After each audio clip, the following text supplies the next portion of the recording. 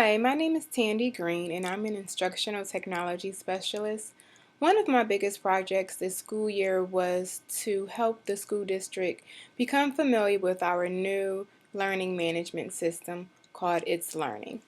So within our district, we vested in a single sign-on process for our students, in which students had to enter their student numbers and their passwords through the Active Directory. And once they were entered into the system, they no longer needed to enter additional passwords. So here I'll just click on where it says log in.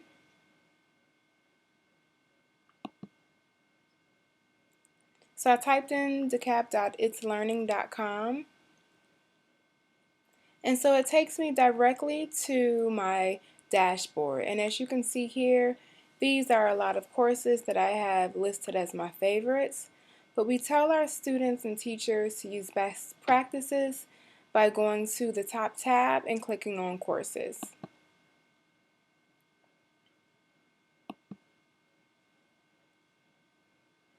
Now here in courses is how I can find any course that has been attached to me. So what I'm going to do, I'm going to take you to a course that is very similar to a live course. So this is what I've used to show teachers of what their classrooms will look like the following school year. So here's a course I created. It's a third grade classroom along with another coworker of mine. And as you can see, I customized my dashboard. Here I have just additional information about English language arts in a third grade classroom. I have my contact information, and these are additional default content blocks, latest changes, and follow-up tasks.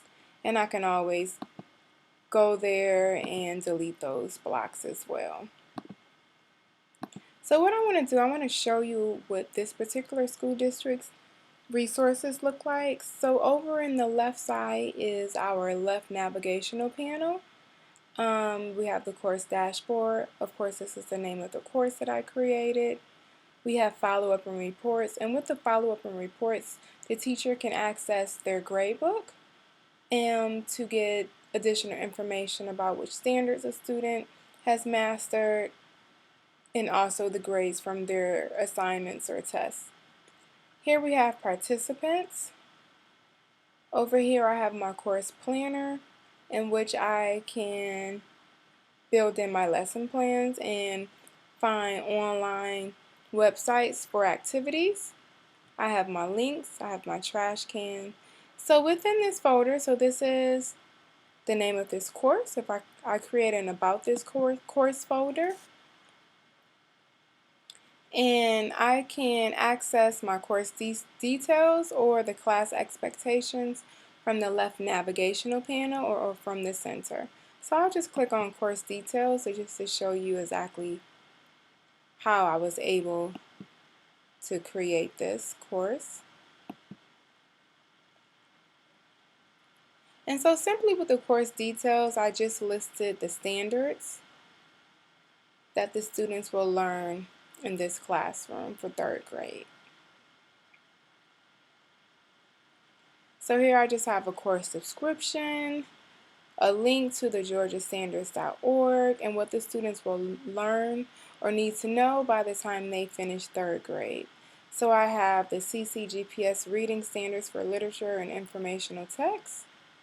And I also have standards a little bit more detailed for reading and along with writing and the language standards. And also I have clickable links for parents to access. Now if I go to the class expectations page, I just have a welcome or introduction, goals for the school year, a link for students to access their curriculum at a glance, homework, policy, and makeup assignments policy, my daily schedule, and I have my school rules along with my discipline plan. Now these are just default links, just giving you curriculum at a glance and the ELA standards, the 2015 changes. So what I inform teachers is that There are unit folders. So for example, this third grade class has only 4 units. So within the units, the curriculum and instruction department already input links for teachers to build around their lessons. And so within the unit folders is where teachers can begin creating content for them. So here's an example lesson folder. We named it Lesson 1, Character Traits. Since Unit 1, the resources discuss different character traits. So if I click on this page, I'll just show you what was created in here, and I'll also show you a few other pages that I created. So within a lesson, teachers can input essential questions and objectives. As you can see here is the story selection. We have vocabulary words, homework assignments that can be changed out daily, a parent's corner, and an assessment that can be accessed from the course navigational panel or over here in the center by clicking on that link, and I'll click there just to give you an idea. So this is what, as a teacher, this is what we'll see. This is what a student will see. So as you can see, this is an open answer. The next one is multiple choice. And this is just a sample class, just showing the teachers what they can and cannot create. So let me close out of there.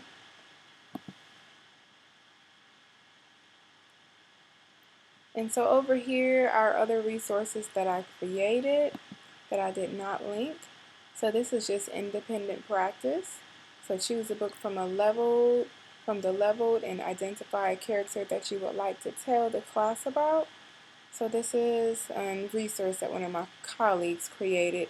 Let me navigate to another course just to give you a little bit more ideas of what you can do with your class. So here I created a sandbox, and this is what I used when I first became familiar with its learning. So if I click on key details, this is a folder, and as you can see I have several resources within this folder. So I'm going to go to the page. So this icon right here lets me know this is a page. I have a discussion question. I have a customized activity. I'm going to click on the George Washington Carver page.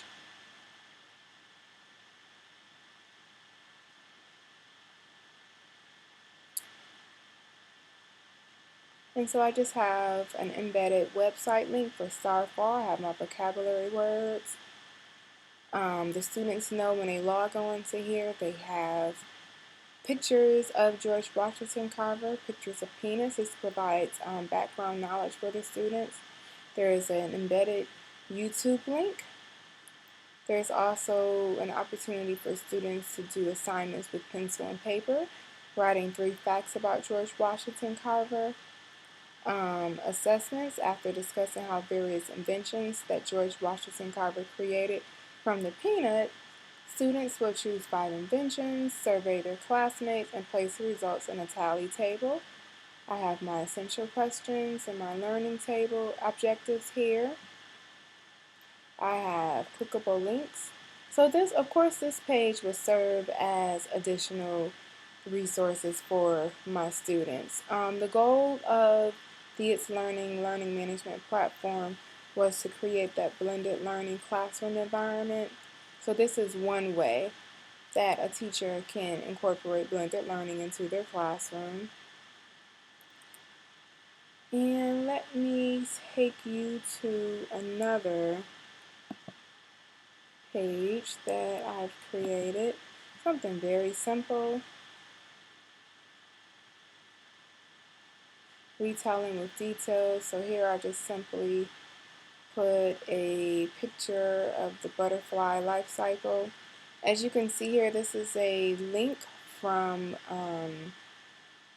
Office 365 where you can embed a link there.